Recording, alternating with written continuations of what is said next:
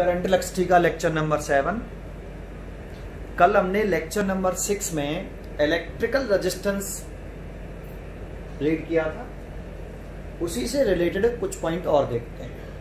ठीक है, जैसे पहला एक था, ये 4th पॉइंट है आपका या 3rd पॉइंट है। 2 पॉइंट में बता चुका था आपको पीछे। ये तो ओम्स लॉ मालूम है ना आपको। ओम्स लॉ, V और I में कैसा रिलेशन, डायरेक्ट रिलेशन। लेकिन ये कब होता है जब फिजिकल कंडीशन कैसी रहे, सेम रहे।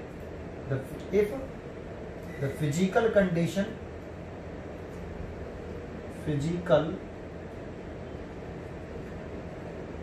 Condition of the wire, conducting wire लिख लो, conducting wire is same like temperature, है ना। ये कैसा रहना चाहिए, कांस्टेंट रहना चाहिए, टेम्परेचर कांस्टेंट, है ना।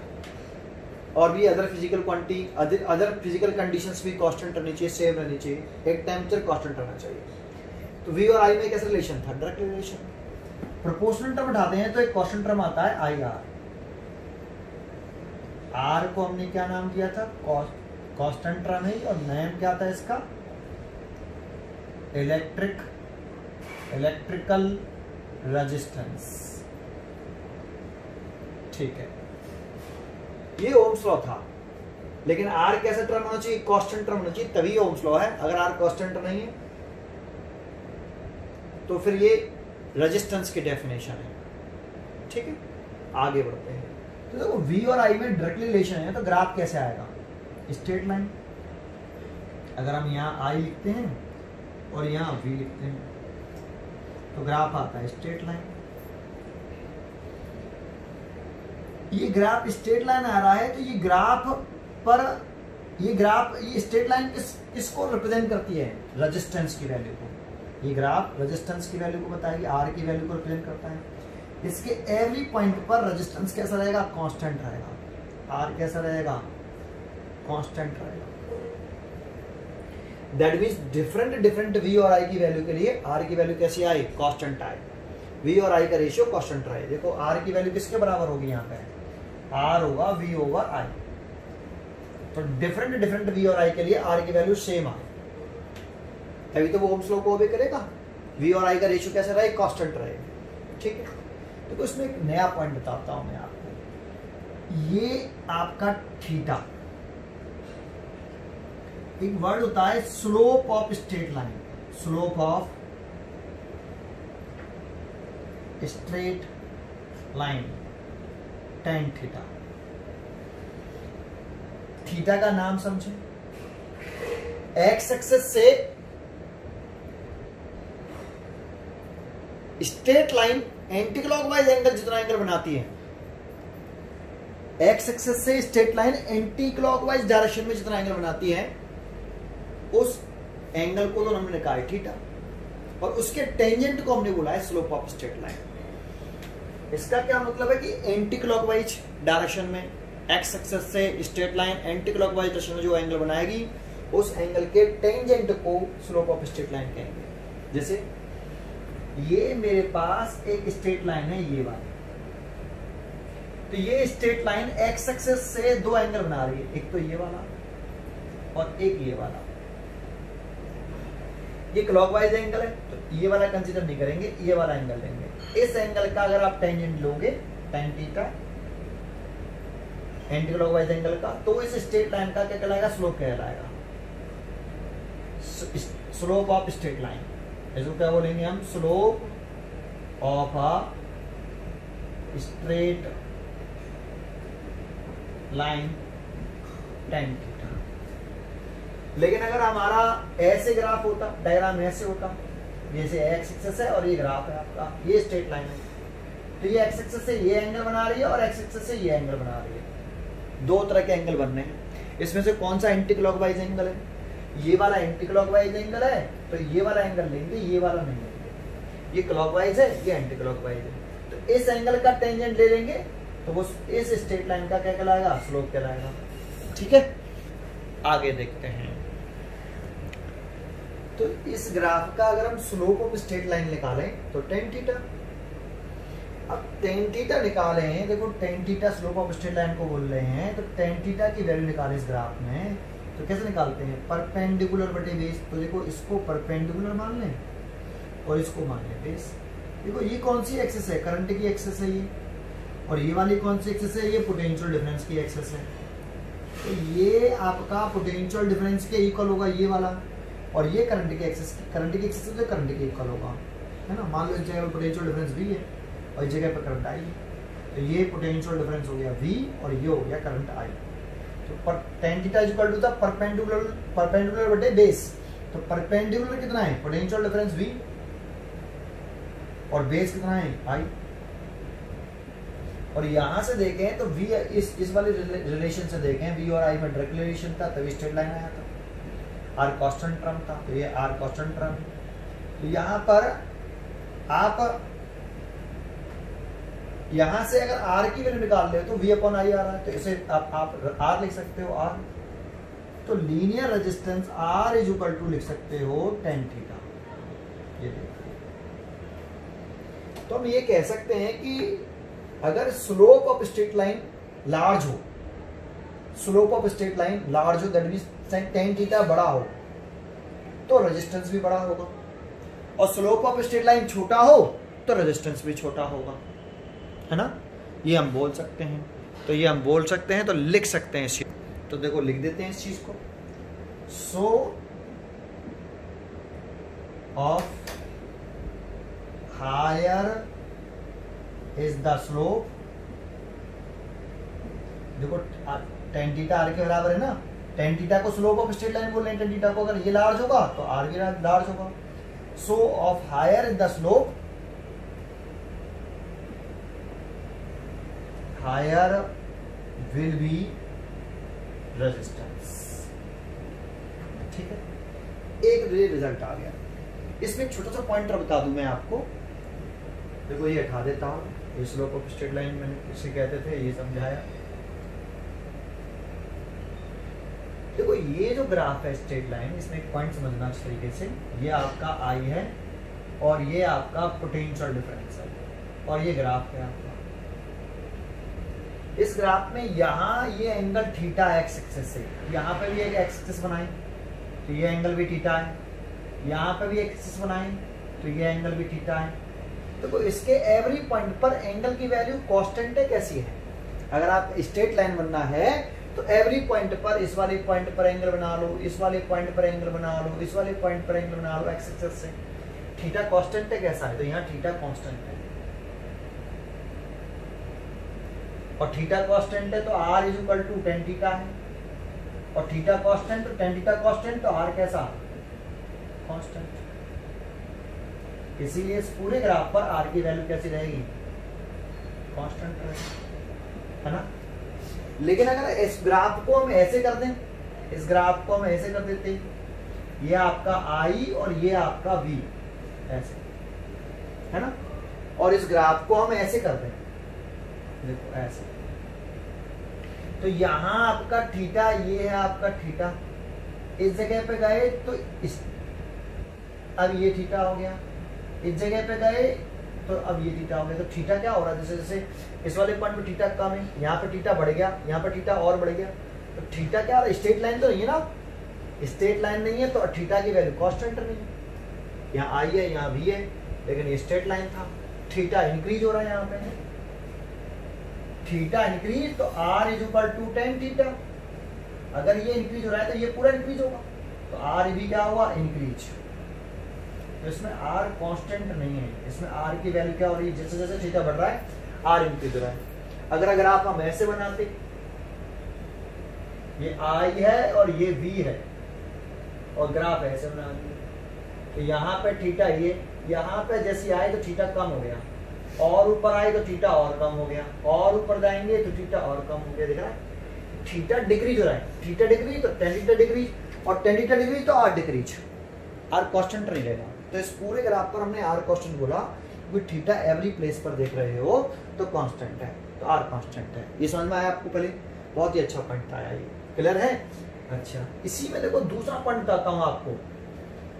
अब इस लाइन को बच्चे रट लेते हैं कि slope of higher is the slope, higher will be resistance, r is equal to tan theta. इसको याद कर लेते हैं बच्चे। इसे याद नहीं करना, इसको समझ लो कि कैसे निकाला। स्लोप ऑफ स्ट्रेट लाइन किसे कहते हैं, समझ में आया। फिर परपेंडिकुलर बटे base, tan theta is equal to perpendicular base, और v अपॉन आई यहां से देख रहे हैं तो r के बराबर, तो r is equal to tan theta. तो slope tan theta large high होगा तो रेजिस्टेंस भी हाई होगा। लेकिन इसमें क्वेश्चन ऐसे भी आ जाता है कभी कभी कि वो ग्राफ जो है ऐसे बना देता है, देखो यहां लिख देता है वो v और यहां लिख देता है i। तो उसने क्या कर दिया, जो x एक्सिस थी यहाँ i था पहले, अब क्या कर दिया v, y एक्सिस में पोटेंशियल डिफरेंस था आपका, अब वहां पे क्या कर दिया करंट। रिलेशन यही है, v directly proportional to i। तो ग्राफ तो अभी भी स्ट्रेट लाइन आएगा, तो ग्राफ स्ट्रेट लाइन मान लेते हैं। अब इसका स्लोप निकालें, स्लोप ऑफ स्ट्रेट लाइन। इसमें अभी भी स्ट्रेट लाइन है तो r तो कांस्टेंट ही रहेगा, क्योंकि हम बनाए इसी केस में रहे, v और i में डायरेक्ट रिलेशन है, और डायरेक्ट रिलेशन होगा तो स्ट्रेट लाइन आता है ग्राफ, तो r की वैल्यू कांस्टेंट रहेगी तभी तो डायरेक्ट रिलेशन आएगा। ठीक है, तो r कांस्टेंट है। तो देखो इसमें भी अगर हम tan थीटा निकालें, स्लोप निकालें, स्लोप ऑफ स्ट्रेट लाइन, तो वो tan थीटा ही होगा, और tan थीटा जो होगा यहाँ पे निकालें तो परपेंडिकुलरली, परपेंडिकुलर अपॉन बेस। देखो परपेंडिकुलर ये हो गया और बेस ये हो गया, क्योंकि ये किसकी एक्सेस है, पोटेंशियल डिफरेंस की एक्सेस है। तो ये यहाँ से यहाँ तक पोटेंशियल डिफरेंस v ऐड कर लिया। ये किसकी एक्सेस है, करंट की एक्सेस है, तो यहाँ पे करंट i ऐड कर लिया। तो ये क्या हो गया, करंट i, और इतना कितना हो गया, पोटेंशियल डिफरेंस v। तो परपेंडिकुलर तो i है और बेस कौन है, v, तो परपेंडिकुलर बटे बेस, है ना। और यहां से देख रहे हैं तो r is equal to v और i है, हमें चाहिए i अपॉन v, तो i अपॉन v चाहिए, तो i अपॉन v की वैल्यू कैसे निकालें, यहां से उल्टा कर दें इसको। देखो तो ये 1 अपॉन r लिख सकते हैं और इसे i ओवर v लिख सकते हैं। तो i ओवर v की जगह पर आप 1 अपॉन r लिख सकते हो, तो 1 अपॉन r, तो r इज इक्वल टू हो गया 1 अपॉन tan थीटा। अब देखो अगर स्लोप हायर होगा तो रेजिस्टेंस कैसा होगा, स्मॉल होगा। जितना slope of straight line large, tan theta को तो स्लोप ऑफ स्ट्रेट लाइन बोलते हैं, तो tan theta large, resistance small, उल्टा हो गया। इसीलिए इसको रटना नहीं, इसको समझ लो अच्छी तरीके से। समझ में आया आपको यहाँ तक। उस लाइन को भी लिख देते हैं, जैसे ये लाइन लिखी है ऐसी लाइन वहां पर भी लिख सकते हैं हम। कैसे लिखते हैं वो देखते हैं। तो क्या लिख सकते हैं भाई, इसमें ये रिलेशन बता रहा है, it shows that the smaller is the slope. Slope समझते हो, tan थीटा, है ना। अगर आपका tan थीटा स्मॉलर होगा, the smaller is the slope, तो tan थीटा स्मॉलर होगा तो r कैसा होगा, इनवर्स रिलेशन है ना r का और tan थीटा में। अगर ये स्मॉल तो ये हाई होगा। तो लिखा it shows that smaller is the slope, higher is the resistance. ठीक है, समझ में आया। दोनों बिल्कुल अलग अलग दिख रहे हैं। यहाँ r is equal to tan theta है, tan थीटा हायर, r भी higher, tan theta small, r भी small, tan theta small, r higher, tan theta large, higher, r smaller, inverse relation है। तो समझ में आया आपको। ठीक है, तो ये 2 पॉइंट हैं, इनको अच्छी तरीके से समझिए। क्वेश्चन कैसे आता है, देखो आपको मैं क्वेश्चन बता देता हूं। इसमें क्वेश्चन कैसे आता है, जैसे मैं ये मिटा देता हूं, ये वाला एक क्वेश्चन ऐसे आता है कि यहां लिख दिया उसने, आई लिखा है तो यहाँ आई लिखा, यहाँ वी लिखा है तो यहाँ वी। उसने 2 कंडक्टर के लिए 2 ग्राफ बनाने हैं। 2 कंडक्टर के लिए 2 कंडक्टर्स हैं मेरे पास, 2 कंडक्टर है ए और बी, है ना। एक कंडक्टर ए है, एक कंडक्टर बी है, उनके लिए वी और आई के लिए ग्राफ बनाया, स्ट्रेट लाइन आया। ठीक है। अब इसका रेजिस्टेंस, इस कंडक्टर ए का रेजिस्टेंस है R1 और कंडक्टर बी का रेजिस्टेंस R2। पूछ रहा है कि इस कंडक्टर का रेजिस्टेंस हायर है, ए कंडक्टर का रेजिस्टेंस हायर है या बी कंडक्टर का रेजिस्टेंस लार्ज है, R1 R2 में से कौन बड़ा है, ठीक है, ये पूछ रहा है। तो देखो ये रिलेशन यही तो है, यहाँ V और यहाँ I। तो सबसे देखो इस क्वेश्चन को करना हो तो यहां से सोल्यूशन स्टार्ट कर दो आप, यहां से ये लिखो, पहले सिंगल स्ट्रेट लाइन ना लो, एक ही ना लो, ऐसे है ना। इसका रेजिस्टेंस R, तो R is equal to tan theta, ये लाइन लिख ली यहाँ तक, ये R is equal to tan theta, ये यहाँ तक कर लिया। इसके बाद आप ये डायग्राम बना लो, ये यहाँ तक करने के बाद ये डायग्राम बना लो। ये डायग्राम बनाने के बाद देखो इस स्ट्रेट लाइन का जो स्लोप है वो θ1, क्योंकि R1 है तो ये θ1। इस स्ट्रेट लाइन का स्लोप एक्स एक्सिस से देखते हैं, एक्स एक्सिस ये आई एक्सिस से, है ना। इसका स्लोप θ2।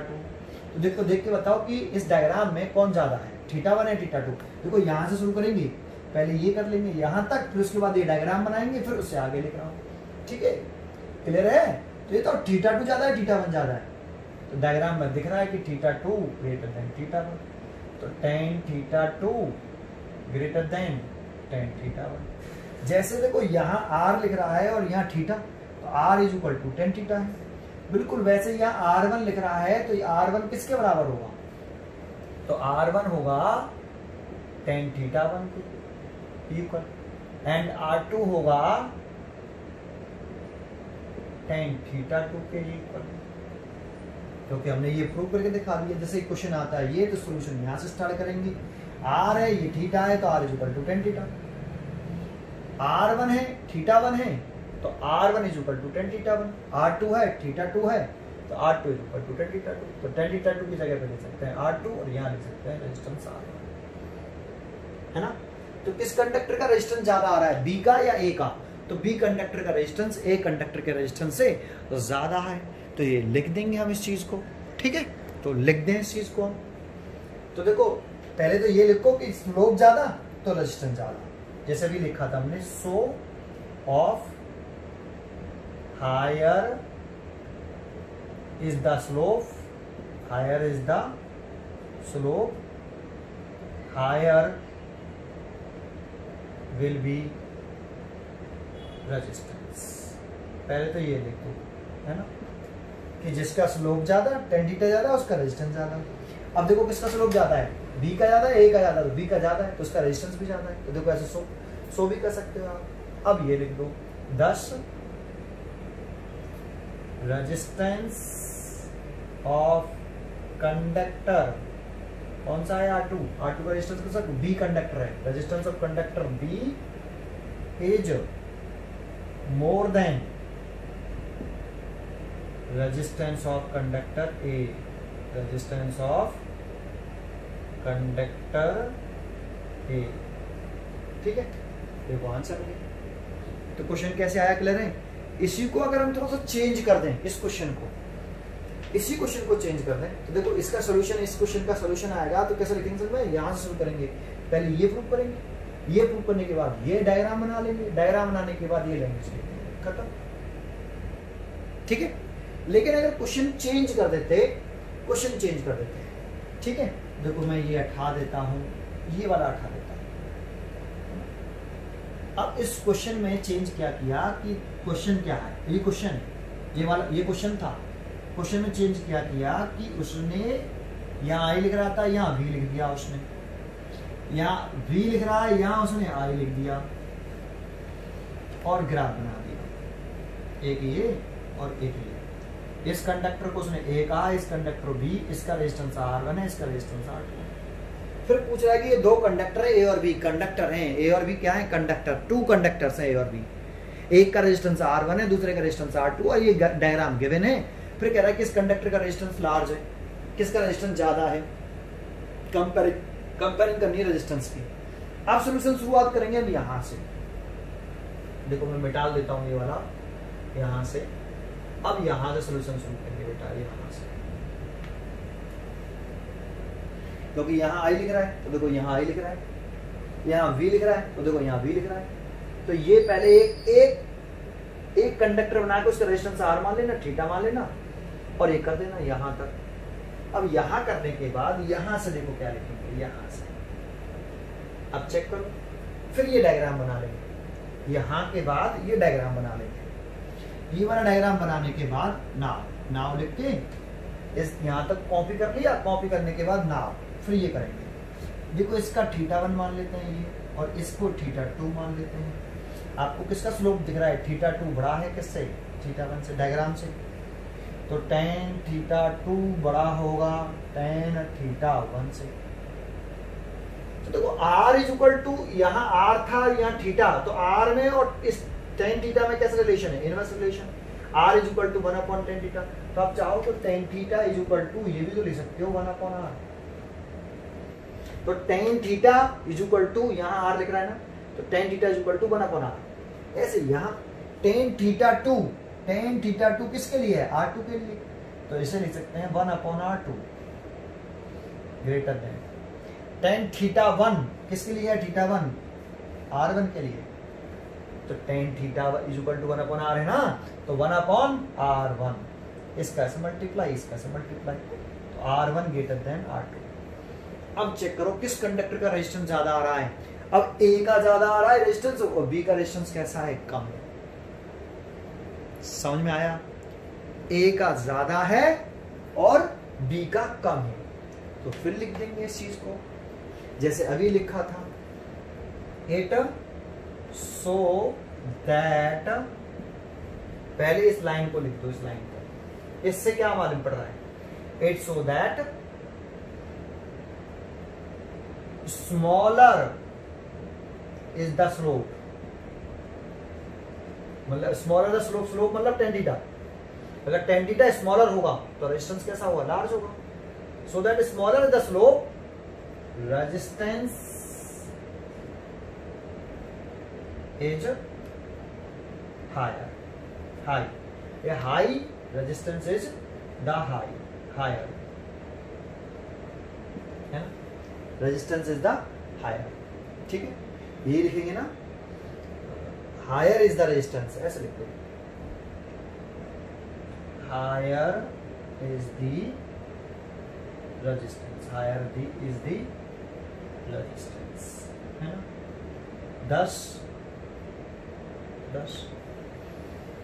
जिसका स्लोप छोटा है उसका रेजिस्टेंस ज्यादा है ना, तो स्लोप किसका छोटा है, A का या B का, तो को θ1 छोटा है θ2 बड़ा है, तो किसका स्लोप छोटा है, θ1, tan θ1 छोटा है, और tan θ1 छोटा है तो r1 कैसा होगा, ज्यादा है ना, क्योंकि जिसका स्लोप छोटा होगा उसका रेजिस्टेंस कैसा होगा, ज्यादा होगा, तो r1 ज्यादा होगा, तो 10 resistance of conductor, resistance of conductor A is more then, अब A कंडक्टर का रेजिस्टेंस ज्यादा है, मोर than resistance of conductor B, resistance of conductor B, ठीक है। आप इस तरीके से इसका आंसर लिख सकते हैं, ठीक है। ये मैंने आपको स्लोप के बेसिस का कंसेप्ट सिखा रहा हूं, ठीक है। इसको एक तरीके से और सोच सकते हैं, वो कैसे, वो जरा देखते हैं, ठीक है। देखो हम सेकंड मेथड देखते हैं इसी का। सेकंड मेथड देखो, पहले एक बार सीख लोगे तो ये कई बार यूज हो रहा है बेटा, कई बार स्ट्रेट लाइन ग्राफ बनने हैं, जरूरी थोड़ी कि V और I के बीच में ग्राफ स्ट्रेट लाइन आता है, बहुत सारी क्वांटिटी आएंगे भी आगे, तो एक बार सीख लो इस चीज को, है ना। देखो ऐसे क्वेश्चन था हमारा, ये क्वेश्चन मैं सेम रिपीट कर रहा हूँ, ये I है, ये V है, यहाँ पे ऐसे दो कंडक्टर थे, ये A कंडक्टर था, ये B कंडक्टर है, इसका रेजिस्टेंस R1 था, एक रेजिस्टेंस R2, एक क्वेश्चन तो ये था, और पूछ रहा है किस कंडक्टर का रेजिस्टेंस, दो कंडक्टर है A और B, किस कंडक्टर का रेजिस्टेंस ज्यादा है, किस कंडक्टर का रेजिस्टेंस कम है। एक क्वेश्चन ये था हमारा कि यहाँ पे आपका V है और यहाँ पे हमारा I है, और फिर उसने ऐसे द्वारा से, ये कंडक्टर B है, ये कंडक्टर A है, इसका रेजिस्टेंस R1 है, इसका रेजिस्टेंस R2 है, चेंज किया गया, समझ में आया। ये दो क्वेश्चन थे, लेकिन इसे सेकंड मेथड से कर रहे हैं, स्लोप वाले कंसेप्ट से नहीं करेंगे। तो क्या करते हैं, V और I में से किसी एक टर्म को कांस्टेंट कर लेते हैं, तो लिख देते हैं कि एट सेम, जैसे मैं इस वाले में कर रहा हूं सोल्यूशन एट सेम करंट के लिए, same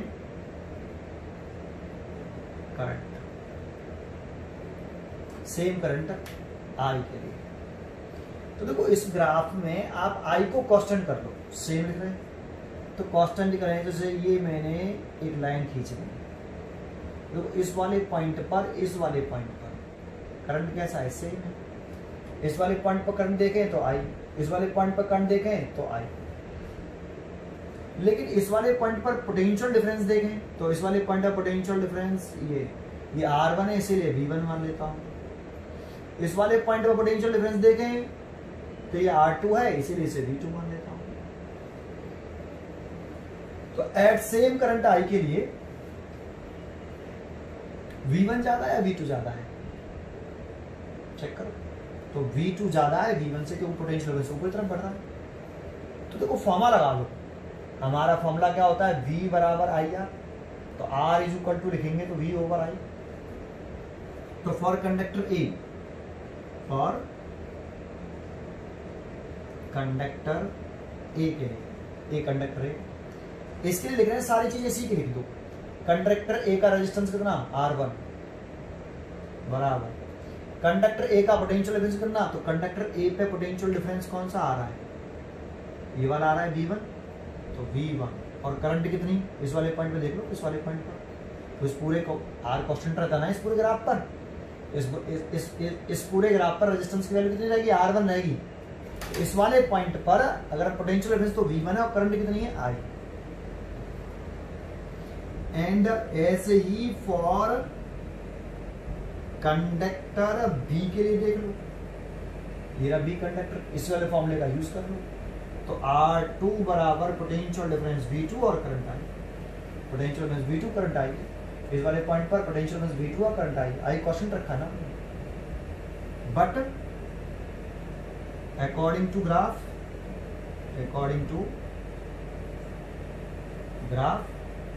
V2 is greater than V1।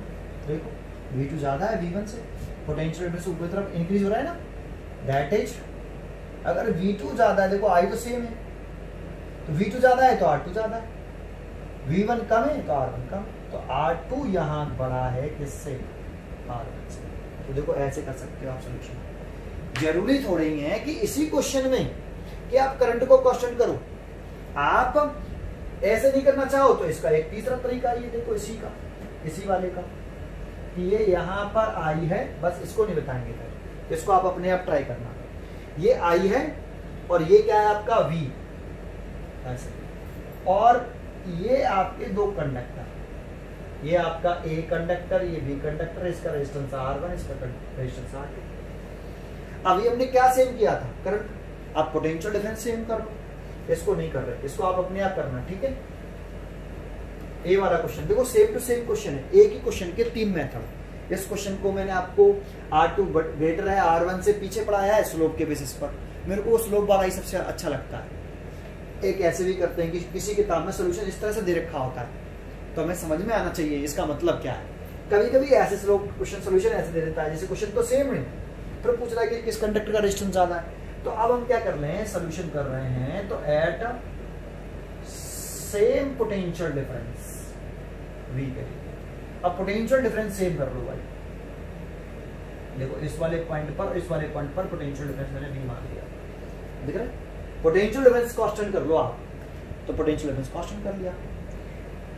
For conductor A के लिए, फॉर कंडक्टर ए के लिए, ए अंडरलाइन में करें, R1 is equal to V तो सेम है, लेकिन इस वाले पॉइंट कंडक्टर ए, ये तो है कंडक्टर ए वाला पॉइंट, इस पर करंट ये I1 है, इसीलिए I1 ही कह देते हैं, I1। और ये R2 लिख रहा है तो इस पे हम I2 कह देते हैं।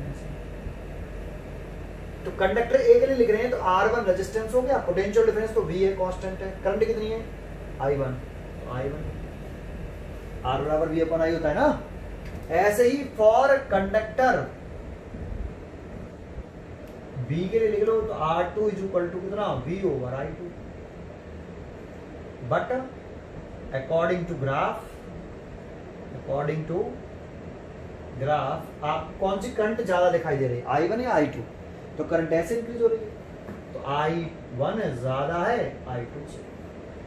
I1 अगर ज्यादा है तो R1 कम होगा, I2 अगर छोटा है तो R2 ज्यादा होगा। दैट इज अभी भी R2 बड़ा है किससे, R1 से, तो R2 तो बड़ा था R1 से, क्वेश्चन तो सेम ही है। क्लियर है? तो ऐसे भी कर सकते हैं आप, ठीक है। अरे समझ में आया, ये वाला पॉइंट समझ में आया आपको, कैसे सोचना है आपको? ठीक है। तो देखो इस एक छोटा सा पॉइंट है, मैंने आपको 3 तरीके बताए क्वेश्चंस के, अच्छी तरीके समझ में आए? ठीक है। चलो एक क्वेश्चन लिखता हूं, एक मैं नया क्वेश्चन लिखता हूं, जवाब देना।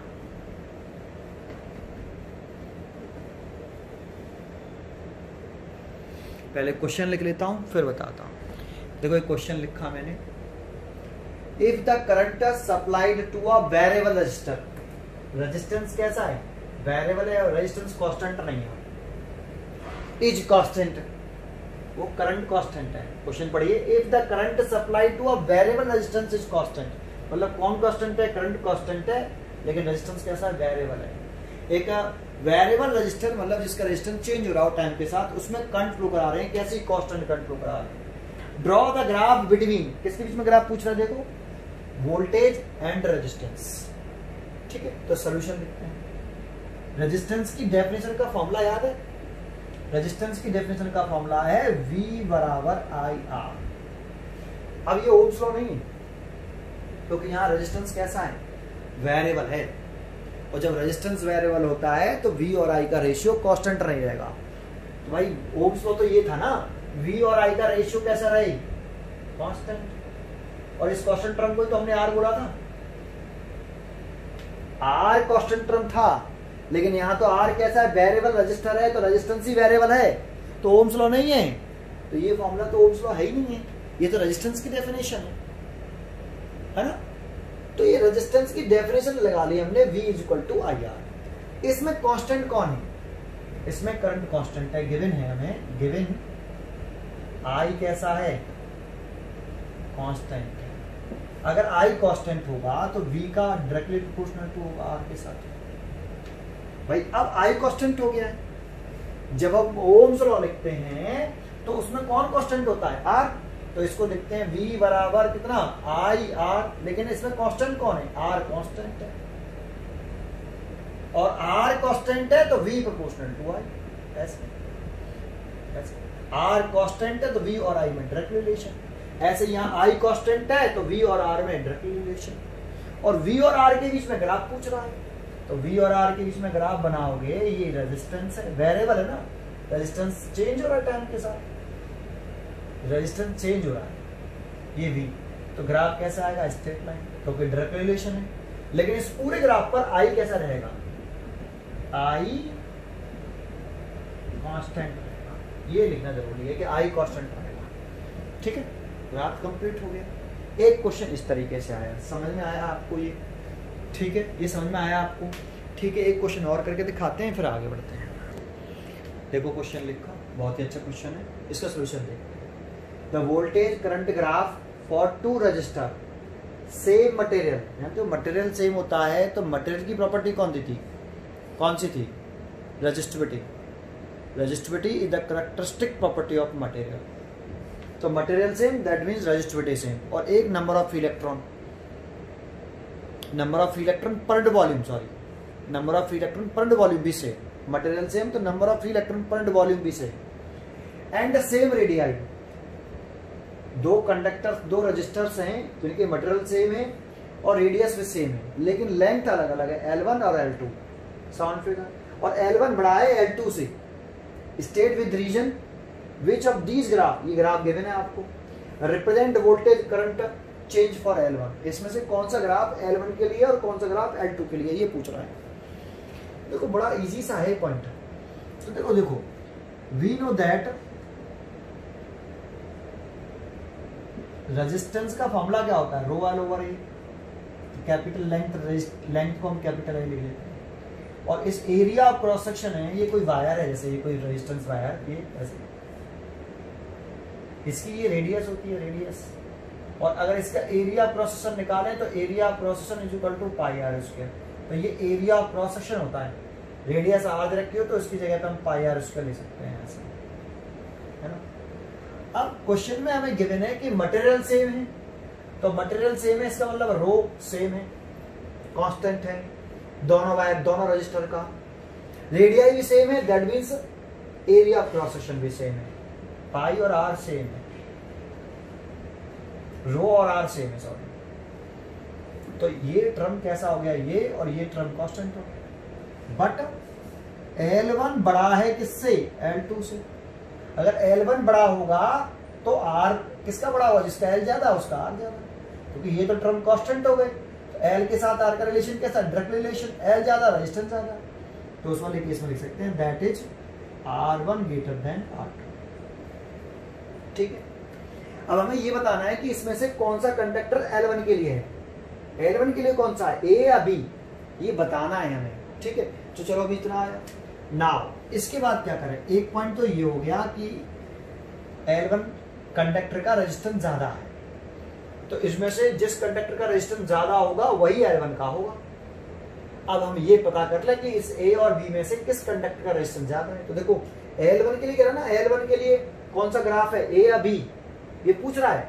तो L1 के लिए पूछ रहा है, तो L1 के लिए रेजिस्टेंस ज्यादा है ना, तो A और B में से किस कंडक्टर का रेजिस्टेंस ज्यादा है ये पता कर लें। तो अभी वो मैंने समझाया था आपको कैसे पता करते हैं। आप क्या करिए, यहाँ I लिख लीजिए, देखो यहाँ I है, यहाँ V है, यहाँ V लिख लीजिए, और एक स्ट्रेट लाइन बना के R, ये स्लोप निकाल लीजिए। तो slope of straight line, slope of straight line tan theta, और tan theta is equal to perpendicular बटे बेस, तो परपेंडिकुलर तो V हो गया और बेस हो गया I, बेस I, और V अपॉन I किस करार होता है, R के। तो R इज इक्वल टू आ गया tan थीटा, है ना। तो देखो R is equal to tan theta, इसका स्लोप ज्यादा उसका रेजिस्टेंस ज्यादा। तो इस ग्राफ में बताओ किसका स्लोप ज्यादा है, B का या A का। इसका स्लोप θ1, इसका स्लोप या इसका स्लोप, बस मत लिखो, रिप्रेजेंट मत करो। किसका स्लोप आपको ज्यादा दिख रहा है, ये एंगल ज्यादा है या ये वाला एंगल ज्यादा है, एक्सिस दिख रहे हैं, किसका स्लोप ज्यादा दिख रहा है, किसका एंगल ज्यादा दिख रहा है, बी का। तो यहां लिख दो that is according to graph, according to graph, इस ग्राफ के according slope of straight line of conductor B is greater than slope of straight line of conductor A, है कि नहीं। B का स्लोप ज्यादा A के स्लोप से। अब जिसका स्लोप ज्यादा, देखो यहां प्रूव किया हमने, स्लोप जिसका ज्यादा उसका रेजिस्टेंस ज्यादा। तो B का स्लोप ज्यादा है तो B का रेजिस्टेंस ज्यादा हुआ, that is resistance of conductor B greater than resistance of conductor A। तो B का रेजिस्टेंस ज्यादा है A से, और जबकि यहाँ L1 का रेजिस्टेंस ज्यादा है R1 का, L1 वाले वायर का रेजिस्टेंस ज्यादा है R1। तो जिस इससे प्रूफ होता है कि B वाला कंडक्टर कौन सा है, L1 वाला। बस ये तो बताना है कि कौन सा ग्राफ A और B में से कौन सा ग्राफ रिप्रेजेंट कर रहा है voltage current change for L1 के लिए। तो hence graph B represent voltage current change for L1। Answer B वाला रिप्रेजेंट कर रहा है। समझ में तो आया भाई, रेजिस्टेंस किसका ज्यादा है, B का ज्यादा आ रहा है। यहाँ पे रेजिस्टेंस किसका ज्यादा है, L1 का। L1 का रेजिस्टेंस ज्यादा ना R1, और यहाँ पे स्लोप से निकाले तो B का ज्यादा है। तो R1 कौन बता रहा हुआ, ये L1 का हो गया, ये L2 का हो गया। ये डायग्राम में भी लिख देना यहाँ पे कि ये L1 का है, ये L2 का है। डायग्राम में भी लिख दोगे तो और अच्छा लगेगा। ठीक है, इस तरीके से बहुत सारे क्वेश्चन बन सकते हैं, लेकिन आप सोचने के ऊपर है क्वेश्चन। समझ में आया आपको? ठीक है, चलो आगे टॉपिक पढ़ते हैं। ठीक है, आगे टॉपिक पढ़ते हैं। इसमें अगला टॉपिक पढ़ रहे हैं हम ओमिक और नॉन ओमिक कंडक्टर्स। तो क्वेश्चन आता है कि what is the difference between ohmic device या कंडक्टर भी बोल सकते हो, ओमिक डिवाइस या ओमिक कंडक्टर और नॉन ओमिक कंडक्टर में डिफरेंस बताइए और 2 एग्जांपल दीजिए दोनों के। तो इस तरह से ग्राफ भी पूछ लेता है कि ओमिक और नॉन ओमिक कंडक्टर की ग्राफ बनाइए, है ना। तो इस तरह से क्वेश्चन आता है। तो स्टार्ट करते हैं, लगाते हैं ओमिक और नॉन ओमिक कंडक्टर की। तो शुरुआत में पढ़ते हैं पहले ओमिक कंडक्टर। इसको आप लीनियर कंडक्टर भी कह सकते हो, लीनियर कंडक्टर। देखो नाम इसका क्या है, ओमिक कंडक्टर। तो ऐसे कंडक्टर्स जो ओम्स लॉ को आगे करते हैं ओमिक कंडक्टर कहलाते हैं। लिख दो यही, those conductor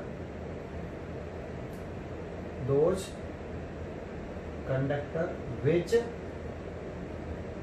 obey the Ohm's law, obey the Ohm's law. Those conductor which obey the Ohm's law are called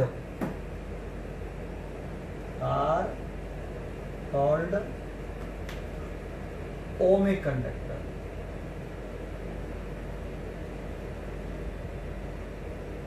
या फिर लीनियर कंडक्टर।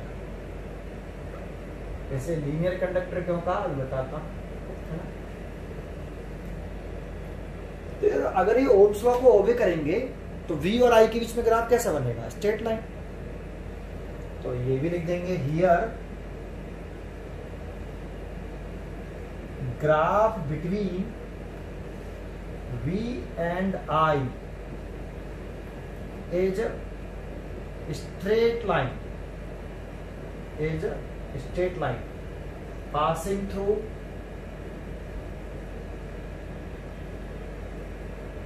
origin, है ना, passing through origin। और ये भी लिख दो कि such that I varies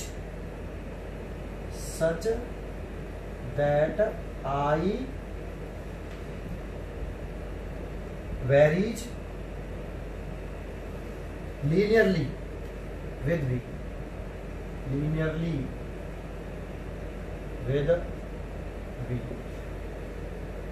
भाई स्ट्रेट लाइन है तो I जो है V के साथ ग्राफ स्ट्रेट लाइन आ रहा है, तो उसी को बोलते हैं I varies linearly with V, potential difference के साथ। भाई ओम्स लॉ है तो ओम्स लॉ क्या था, V बराबर IR, sorry V proportional to I और V, लेकिन ये तब था टेम्परेचर कैसा रहना चाहिए, T फॉर टेम्परेचर, ये कांस्टेंट रहना चाहिए, है ना। फिजिकल कंडीशंस में टेम्परेचर आता था वो कांस्टेंट रहे, और V बराबर IR, जिससे क्या होगा कि R जो है वो कैसा रहेगा, कांस्टेंट। यही तो ओम्स लॉ है, इसमें R कांस्टेंट रहे, और R कांस्टेंट रखने के लिए टेम्परेचर कैसा रहना चाहिए, कांस्टेंट रहना चाहिए। तो ग्राफ कैसे आएगा, V और I के बीच में स्ट्रेट लाइन आएगा, ये I और ये V, तो ग्राफ स्ट्रेट लाइन आएगा। और इस पूरे ग्राफ पर ये किसकी, इस पूरे ग्राफ पर R की वैल्यू कैसे रहेगी, कांस्टेंट, ऐसे।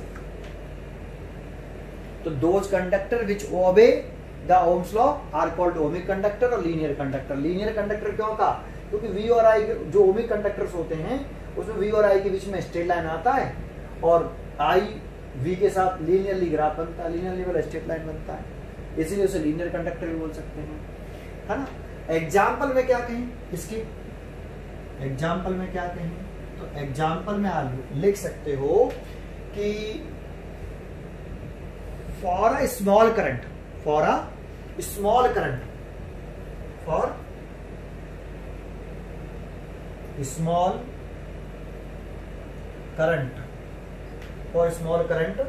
The metallic conductor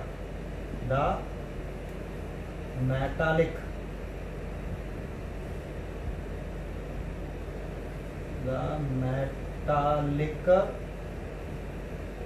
conductor obeys Ohm's law.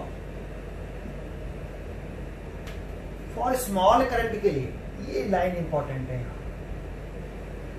Metallic conductor जितने भी हैं वो ओबे करते हैं ओम्स लॉ को, लेकिन स्मॉल करंट के लिए करते हैं।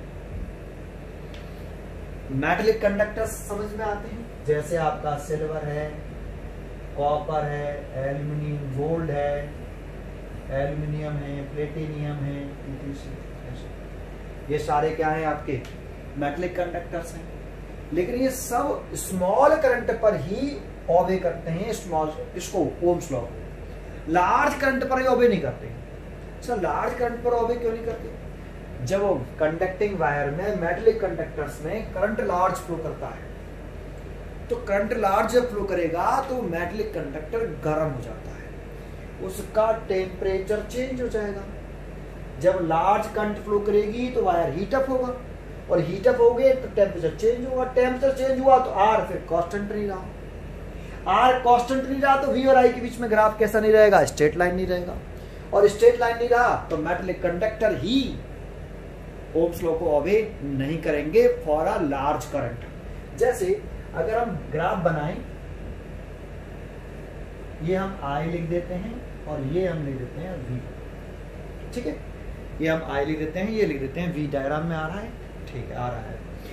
और ये में ओरिजिन है तो यहां से मैं डेड डेड डेड ऐसे, और ये मैंने ऐसे किया और ऐसे कर दिया।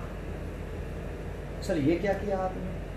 तो देखो वी और आई के बीच में जो ग्राफ है स्ट्रेट लाइन बनाया है, मूवमेंट डेड डैश बनाया है। देखो ये दिख रहा है डेड डैश है ना। इस वाली कंडीशन में ये ओम्स लॉ को ओबे कर रहा है कि नहीं कर रहा है? कर रहा है। मेटालिक कंडक्टर दिखा रहे हैं तो ये बनाया गया है ग्राफ फॉर स्मॉल करंट। जब करंट स्मॉल होगी तो टेम्परेचर कांस्टेंट रहेगा, और वी और आई के बीच में ग्राफ है डायरेक्ट रिलेशन। टेम्परेचर कांस्टेंट तो रेजिस्टेंस कांस्टेंट, और रेजिस्टेंस कांस्टेंट तो वी और आई के बीच में ग्राफ कैसा रहेगा? डायरेक्ट रिलेशन रहेगा, और डायरेक्ट रिलेशन रहेगा तो स्ट्रेट लाइन आएगा। तो हम ये लिख सकते हैं Ohm's law at low temperature small current at low temperature, that means small current. Conductors के लिए करना ही, कंडक्टर के लिए लिख रहे हैं। और ये वाला जो ग्राफ है ऐसे जो टर्न कर गया इधर की तरफ,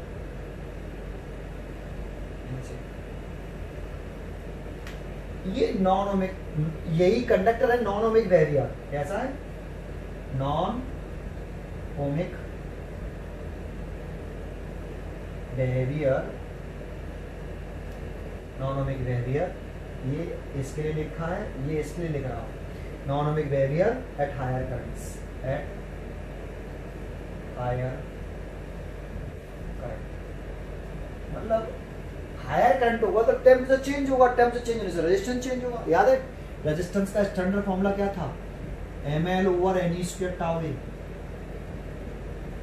आपको याद हो टेम्परेचर चेंज होने से रिलैक्सेशन टाइम चेंज होता है, और रिलैक्सेशन टाइम चेंज होता है तो रेजिस्टेंस चेंज होगा, और रेजिस्टेंस चेंज हो गया, रेजिस्टेंस वेरिएबल हो गया तो वी और आई में डायरेक्ट रिलेशन नहीं रहेगा, और डायरेक्ट रिलेशन नहीं रहेगा ग्राफ स्ट्रेट लाइन नहीं आएगा।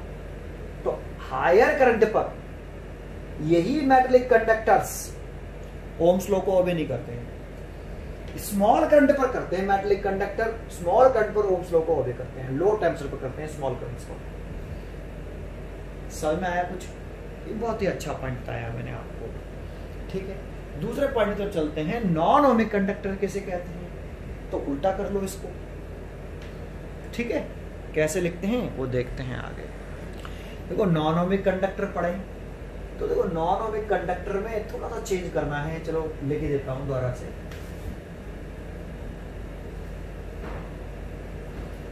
ऐसे कंडक्टर जो ओम्स लॉ को ओबे नहीं कर, non ohmic, non linear conductor भी कह सकते हो। वी और आई के बीच में ग्राफ स्ट्रेट लाइन ना रहे तो non linear conductor. Non ohmic conductors. ठीक है, देखो हेड डालते हैं non ohmic conductor, non ohmic conductor, those conductor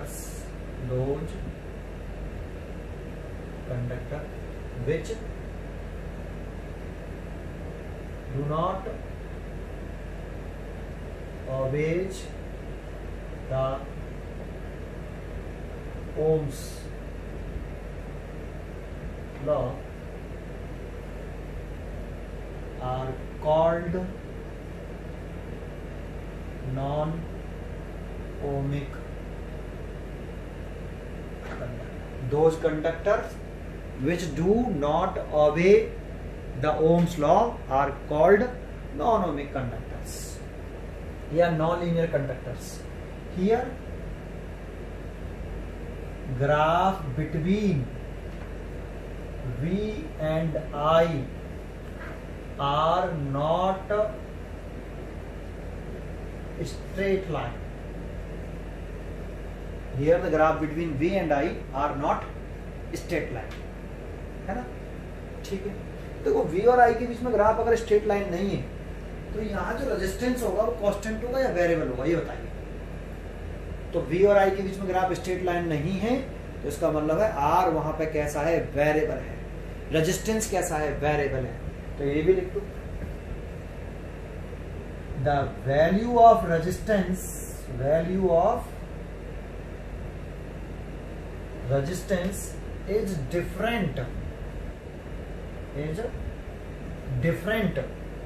is different for different value of V and I. The value of resistance is different for different value of V and I is called dynamic resistance. इसे क्या बोलते हैं, dynamic resistance. Dynamic resistance को variable resistance भी बोल सकते हो आप, है ना। ये रेजिस्टेंस कैसा होता है, वेरिएबल। वो तो लिख ही रहा है देखो ऊपर, डायनामिक रेजिस्टेंस देते हैं। The value of resistance is different for different value of V and I. V और आई की डिफरेंट वैल्यू के लिए, वी और आई की डिफरेंट वैल्यू के लिए आर की वैल्यू कैसी आए, डिफरेंट आए। तो उस रेजिस्टेंस का नाम क्या होगा, डायनामिक रेजिस्टेंस होगा। ठीक है, आगे बढ़ते हैं। ये वाली बात समझ में आई। इसके एग्जाम्पल में बताएं, इसके एग्जाम्पल। तो इसका एग्जाम्पल लिख सकते हो आप, डायोड वाल्व,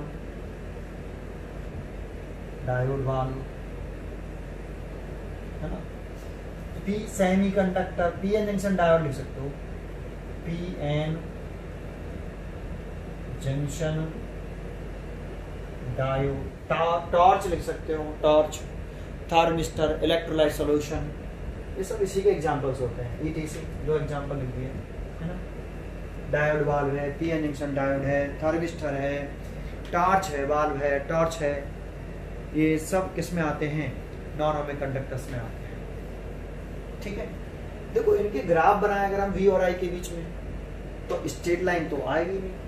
देखो ये टॉपिक होते हैं पूरे के पूरे। सेमीकंडक्टर में तो इसे पढ़ लेंगे हम, सेमीकंडक्टर में PN junction diode, semiconductor 9th में पढ़ेंगे। डायोड वाल्व हमारे सिलेबस में नहीं है, डायोड वाल्व है, ट्रायोड वाल्व है, ये हमारे सिलेबस में नहीं है, लेकिन इसे जरूर पढ़ लेंगे। तो ग्राफ कैसे बनते हैं थोड़ा सा आपको याद रखना पड़ेगा भाई। तो इसका जो ग्राफ है, जैसे डायोड वाले का ग्राफ बनाते हैं, तो डायोड वाले का ग्राफ बनाने के लिए हम ग्राफ ऐसे बनाते हैं, ये पोटेंशियल डिफरेंस और ये करंट, है ना। यहाँ पे पोटेंशियल डिफरेंस 0 है, लेकिन जब पोटेंशियल डिफरेंस 0 होता है ना, तब भी डायोड वाले में करंट फ्लो कर जाती है। तो पोटेंशियल डिफरेंस अगर 0 हो, ये पोटेंशियल डिफरेंस 0, तब भी करंट फ्लो करेगी। तो इसको ग्राफ को हम कुछ ऐसे बनाएंगे, ऐसे बनाएंगे, इससे कुछ ग्राफ इस तरह से आता है। एक वोल्टेज ऐसा आता है कि जिस पर करंट की वैल्यू बढ़ना कैसे जाती है, मैक्सिमम। करंट की वैल्यू मैक्सिमम हो जाती है, करंट की वैल्यू मैक्सिमम हो जाएगी और फिर उसके बाद वोल्टेज बढ़ाएंगे, फिर भी करंट नहीं बढ़ेगी। वोल्टेज तो बढ़ रहा है लेकिन करंट नहीं बढ़ रही, तो उस करंट का नाम होता है सैचुरेशन करंट। देखो इस ग्राफ में आपको दिख रहा है, यहाँ पर करंट की वैल्यू इतनी हो गई, इसके बाद इसमें वोल्टेज तो बढ़ रहा है, इस वाले पॉइंट में वोल्टेज बढ़ गया लेकिन करंट कांस्टेंट हो गया। वोल्टेज बढ़ाने पर भी करंट बढ़े नहीं, कांस्टेंट हो जाए, तो उस मैक्सिमम करंट को हम बोलते हैं सैचुरेशन करंट, है ना। ये मरने दो, हम तो ओम्स लॉ का ग्राफ पढ़ रहे थे, तो यहाँ पर ये V और I के बीच में ग्राफ इस तरह से बनता है। ये डायोड वाल्व के लिए, किसके लिए? डायोड वाल्व, ठीक है, डायोड वाल्व। तो देखो डायोड वाल्व के लिए V और I बीच में ग्राफ स्ट्रेट लाइन नहीं है, तो ये ओम्स लॉ को ओबे नहीं कर रहा है। इसमें R कांस्टेंट नहीं है, R कैसा है? वेरिएबल है, ठीक है ना। एक ये डायोड वाल्व का ग्राफ बना दिया हमने। दूसरा पीएन जंक्शन डायोड, ये वेरी मोस्ट इंपॉर्टेंट होता है। ये ऐसे कैसे बन रहे हैं, जब तक हम डायोड वाल्व क्या होता है, पीएन जंक्शन डायोड क्या होता है, ये नहीं जानेंगे तब तक इसके ग्राफ समझ में नहीं आएंगे। बस याद कर लो, है ना। तो देखो इसमें क्या होता है कि ये होते हैं फॉरवर्ड वोल्टेज। चलो ये क्या होता है, तो ये अब समझ में नहीं आ सकता। फॉरवर्ड वोल्टेज मतलब वोल्ट में पोटेंशियल डिफरेंस है फॉरवर्ड। ये रिवर्स वोल्टेज होते हैं इधर की तरफ, इसे बोलते हैं रिवर्स वोल्टेज, ये भी वोल्ट में है। ये फॉरवर्ड करंट होती है ऊपर, ये फॉरवर्ड करंट लिख देते हैं, ये वोल्टेज है आपका, लेकिन ये मिली एम्पियर में होती है। और इधर की तरफ होती है ये रिवर्स करंट, ये रिवर्स करंट होती है, लेकिन ये माइक्रो एम्पियर में होती है। माइक्रो एम्पियर, मिली एम्पियर बड़ा होता है या माइक्रो एम्पियर? तो मिली एम्पियर बड़ा होता है माइक्रो एम्पियर से। तो ये बस लिखना जरूरी है इसमें।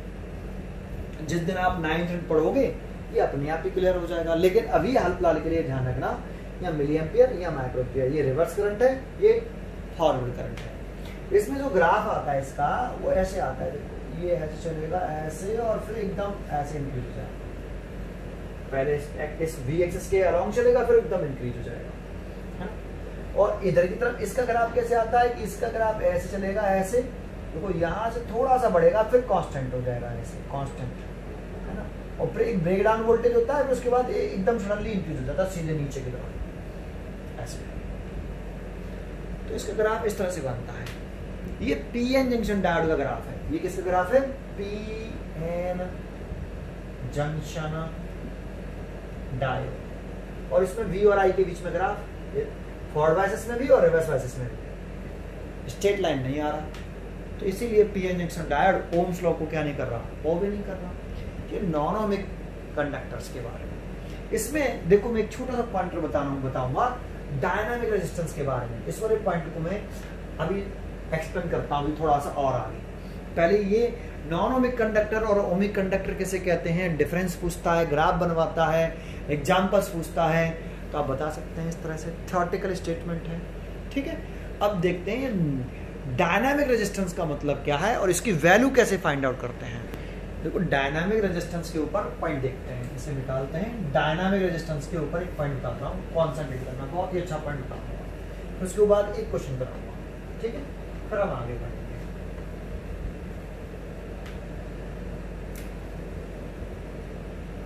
डायनामिक रेजिस्टेंस अभी बताया था कि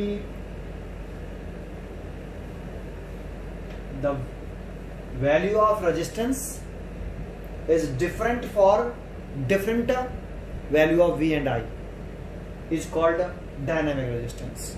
मतलब डिफरेंट V और I की वैल्यू के लिए R की वैल्यू डिफरेंट हो तो उसे डायनामिक रेजिस्टेंस बोलते हैं। नॉन ओमिक कंडक्टर्स में आता है। देखो इसके लिए डायनामिक रेजिस्टेंस की वैल्यू कैसे निकालते हैं। जैसे मेरे पास ये V और I का एक ग्राफ दे रखा, मान लो ये I है आपका और ये V है, और इसका ग्राफ इस तरीके से है, मान लो इस तरीके से है। तो क्या इसमें R की वैल्यू सभी प्लेसेस पर, इसके सभी पॉइंटों पर सेम रहेगी? R की वैल्यू कांस्टेंट रहेगी? इस वाले पॉइंट पर, इस वाले पॉइंट पर, इस वाले पॉइंट पर, इस वाले पॉइंट पर, हर प्लेसेस पर R की वैल्यू, हर पॉइंट पर R की वैल्यू चेंज कांस्टेंट नहीं रहेगी। क्योंकि इसमें आप स्लोप निकाल रहे हो तो थीटा चेंज हो रहा है एवरी पॉइंट पर, तो R कांस्टेंट नहीं है। तो फिर हम R कांस्टेंट नहीं है तो किसी एक पर्टिकुलर वन पॉइंट पर रेजिस्टेंस की वैल्यू कैसे निकालेंगे? जैसे मेरे से कहा गया कि पॉइंट P पर, इस पॉइंट P पर रेजिस्टेंस बताओ, डायनामिक रेजिस्टेंस की वैल्यू बताओ। जब P पॉइंट पर डायनामिक रेजिस्टेंस पूछे तो देखो मैं बता रहा हूं आपको कि रेजिस्टेंस, डायनामिक रेजिस्टेंस कैसे निकालते हैं, सीखने वाला पॉइंट है ना। तो जिस P पॉइंट पर डायनामिक रेजिस्टेंस पूछ रहा है तो P पॉइंट पर टच करता हुआ एक स्ट्रेट लाइन बना लीजिए, टेंजेंट ड्रॉ कर लो P पॉइंट पर, एक P पॉइंट पर एक टेंजेंट ड्रॉ कर दो। देखो P पॉइंट पर मैं छोटा सा टेंजेंट ड्रॉ कर लेता हूं ऐसे, P पॉइंट पर मैंने एक टेंजेंट ड्रॉ कर लिया। टेंजेंट ड्रॉ करके P पॉइंट को छोड़कर कोई से भी दो पॉइंट, जैसे यहां से एक मैं लाइन बनाता हूं, ये I1, ये वेरी क्लोज होगा, ये जो पॉइंट है इस P पॉइंट के वेरी क्लोज। अब बहुत क्लोज दिखाऊंगा तो डायग्राम साफ नहीं आएगा, तो ये जो पॉइंट ले रहे हैं हम, ये वेरी क्लोज होता है P पॉइंट के।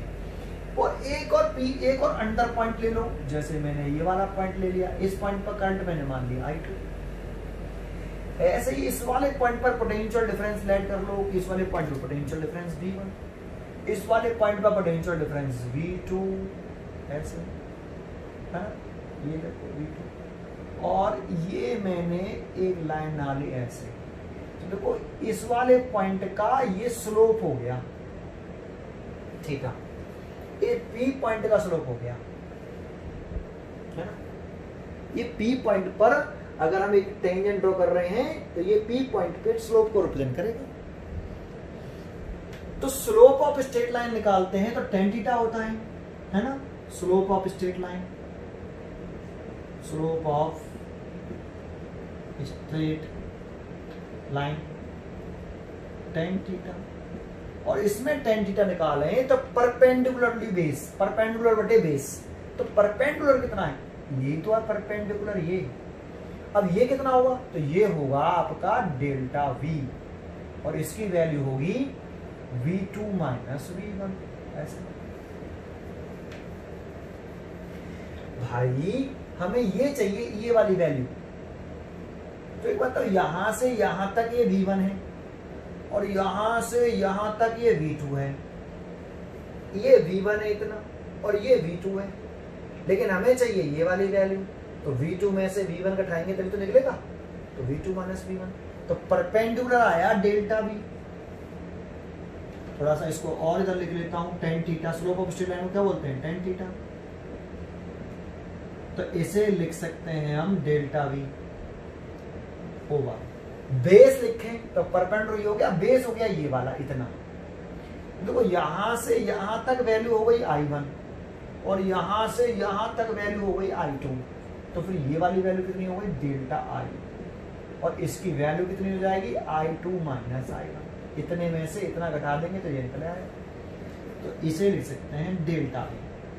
और V ओवर I क्या होता है भाई, R रेजिस्टेंस, तो ये रेजिस्टेंस है, ये कौन सा रेजिस्टेंस है, लेकिन डायनामिक रेजिस्टेंस है P पॉइंट पर इसकी वैल्यू। इस तरीके से हम डायनामिक रेजिस्टेंस की वैल्यू निकालते हैं। तो डायनामिक रेजिस्टेंस R लिख सकते हैं हम delta V over delta I, और इसे लिख सकते हैं V2 minus V1 over I2 minus I1। ऐसे निकालते हैं डायनामिक रेजिस्टेंस, ठीक है। तो अगर किसी पॉइंट का हमें रेजिस्टेंस निकालना हो, डायनामिक रेजिस्टेंस निकालना हो, तो कैसे निकालेंगे, क्लियर है, ठीक है। अच्छा, दूसरा पॉइंट बताता हूं कि जो डायनामिक रेजिस्टेंस होते हैं ना, मोस्टली तो रेजिस्टेंस कैसे होते हैं, पॉजिटिव ही होते हैं, लेकिन ये डायनामिक रेजिस्टेंस होते हैं, ये पॉजिटिव भी हो सकते हैं और नेगेटिव भी हो सकते हैं। तो हमें कैसे मालूम पड़ेगा कि डायनामिक रेजिस्टेंस जो है ये पॉजिटिव है या नेगेटिव है, तो ये कैसे पता करें, तो बड़ा सिंपल है यार। देखो पोटेंशियल डिफरेंस और करंट दोनों इंक्रीज करें, पोटेंशियल डिफरेंस भी इंक्रीज करें और करंट भी इंक्रीज करें, तो R पॉजिटिव होगा। एक पॉइंट बता रहा हूं, ये फर्स्ट पॉइंट में मैं आपको ए पॉइंट आया, बी पोटेंशियल डिफरेंस भी डिक्रीज करे, नीचे कितना मतलब डिक्रीज, और करंट भी डिक्रीज करे, तब भी R पॉजिटिव होगा। ये इन दोनों केस में इन दोनों केस में आर पॉजिटिव होगा। V की वैल्यू भी इंक्रीज करती है और I की वैल्यू भी इंक्रीज करती है, दोनों एक साथ इंक्रीज करते हैं तो आर पॉजिटिव। V की वैल्यू भी डिक्रीज और I की वैल्यू भी डिक्रीज, तब भी आर पॉजिटिव। लेकिन इसका सेकंड केस है कि इफ V इंक्रीज करे और I क्या करे, डिक्रीज करे, तो जरूरी नहीं कि V ही इंक्रीज करे और I डिक्रीज करे, इनमें से कोई भी एक वैल्यू इंक्रीज करे और कोई एक वैल्यू डिक्रीज करे। I इंक्रीज कर जाए, V डिक्रीज कर जाए, एक इंक्रीज हो रहा हो कोई सा भी, V और I में से कोई भी एक इंक्रीज हो रहा हो और एक डिक्रीज हो रहा हो, देन तब R कैसा होगा, negative.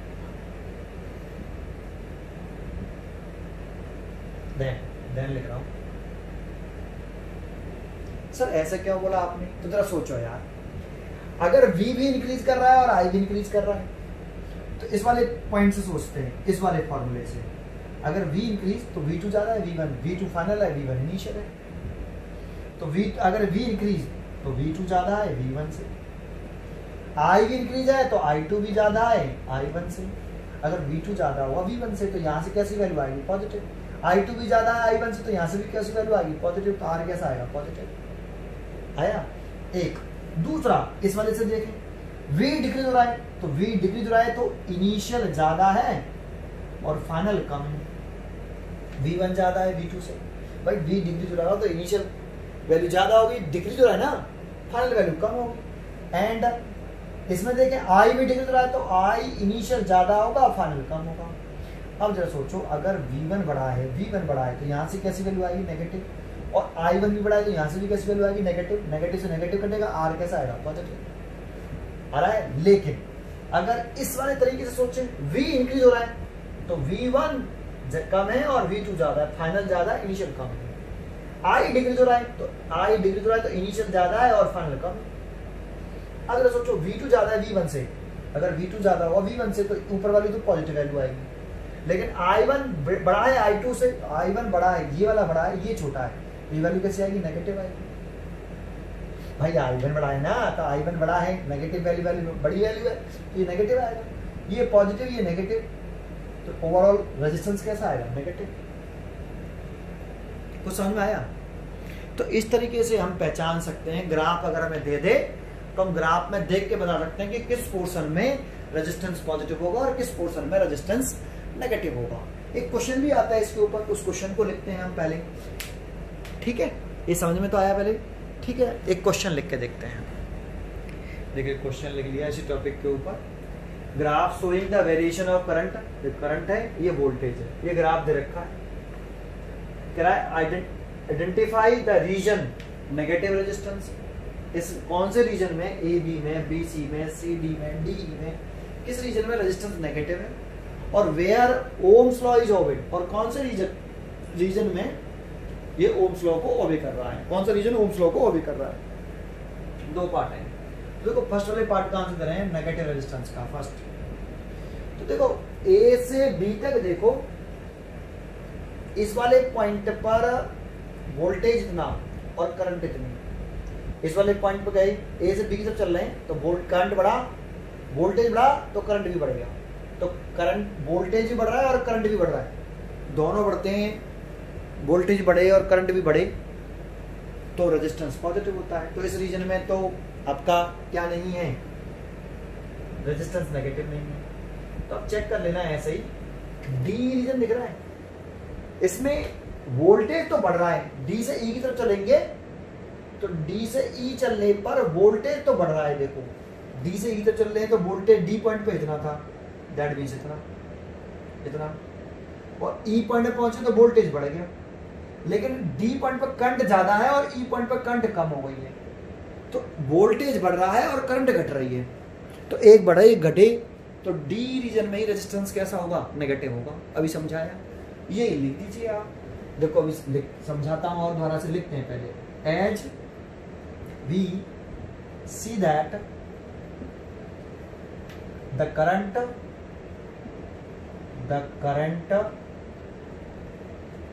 in the region in the region DE is, current क्या हो रहा है, D से E जा रहे हैं तो D रीजन में करंट क्या हो रहा है, घट रहा है। D पर करंट ज्यादा है और E की तरफ चल रहे हैं तो करंट घट रहा है। भाई D पर करंट ऐसे निकालेंगे तो D पर करंट इतनी और E पॉइंट पर गए तो करंट घट गई, देखो ऐसे। तो as we see that the current in the region DE is decreasing, और जब करंट डिक्रीज होगी तो डेल्टा आई,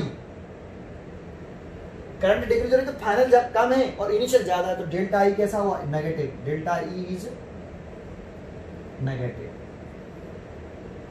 भाई डेल्टा आई जो इक्वल टू होता है फाइनल माइनस इनिशियल। करंट घट रहा है तो इनिशियल ज्यादा है और फाइनल कम है, तो फाइनल कम होगी तो I2 कम होगा, I1 ज्यादा होगा तो डेल्टा आई नेगेटिव आएगा। विद वोल्टेज क्या हो रहा है, increase, voltage increasing, voltage increase हो रहा है। डी पर वोल्टेज कम है और ई पर वोल्टेज ज्यादा, वोल्टेज बढ़ रहा है, तो डेल्टा वी इज पॉजिटिव, है ना। कितना आया, so it is clear that, तो यहां लिख सकते हैं so it is clear that the resistance are, जिसका वैल्यू कितनी होती है डायनामिक रेजिस्टेंस की, delta we over delta I. Delta we तो पॉजिटिव है और डेल्टा आई नेगेटिव है, तो एक पॉजिटिव एक नेगेटिव, तो आर कैसा आ जाएगा, नेगेटिव ही आएगा। The resistance R is negative in this region, in this region, कौन सा रीजन में, डी रीजन में। ठीक है, तो एक तो आंसर हो गया ये फर्स्ट वाले पार्ट का। सेकंड वाले पार्ट का कह रहा है, ये समझ में तो आ गया। अब चेक कर लेना, इसी रीजन में एक वैल्यू करंट की वैल्यू घट रही है और वोल्टेज की वैल्यू बढ़ रही है। नहीं, सब बाकी सब रीजन में देखोगे आप तो सब रीजन में करंट बढ़ रहा है तो वोल्टेज बढ़ रहा है। ठीक है, ये चेक करके देख लेना, ऐसा ही हो रहा है सब रीजन में। क्लियर है भाई? ठीक है। Where Ohm's law is obeyed, कौन से में आप कौन से रीजन में ओम्स लॉ ओबे कर रहा है, तो बीसी रीजन में। क्योंकि जो बीसी वाला रीजन है ना, वी और आई इसके बीच में डायरेक्टली लीनियरली ग्राफ है, स्ट्रेट लाइन ग्राफ है।